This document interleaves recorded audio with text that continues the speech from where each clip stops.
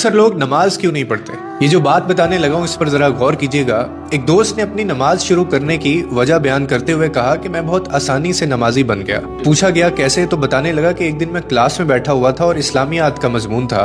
उस्ताद आए और सवाल किया कि आपके ख्याल में लोग नमाज क्यों नहीं पढ़ते। एक बच्चे ने मासूमियत से कहा कि सर जो लोग मर गए हैं शायद वो नमाज नहीं पढ़ते। फिर दूसरे बच्चे ने मासूमियत से बोला कि सर जिन्हें नमाज नहीं आती शायद वो नमाज नहीं पढ़ते। उसके बाद एक और बच्चे ने कहा कि सर जो मुसलमान नहीं हैं वो नमाज नहीं पढ़ते।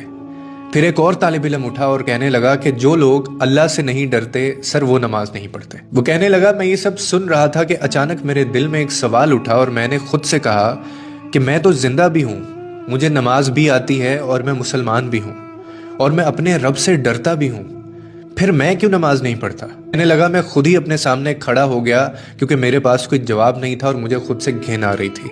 और फिर मैंने खुद से एक सवाल किया कि अगर कब्र की पहली रात मुझसे पूछा गया कि तुम तो जिंदा भी थे, तुम्हें नमाज भी आती थी, तुम मुसलमान भी थे, तुम अल्लाह से डरते भी थे, तो फिर तुम नमाज क्यों नहीं पढ़ते थे। उसके बाद फिर मैं क्या जवाब दूंगा। उसने मजीद कहा कि ये वो लम्हा था जिसने मुझे हिला दिया कि हम अक्सर समझते हैं कि हमारे पास वक्त है, हम बाद में शुरू कर लेंगे, हम बुढ़ापे में पढ़ लेंगे और अभी हमारी जिंदगी बाकी है। मगर हकीकत ये है कि मौत किसी वक्त का ऐलान नहीं करती। अगर आप नमाज नहीं पढ़ते तो आप अंदर से खाली हो चुके हैं।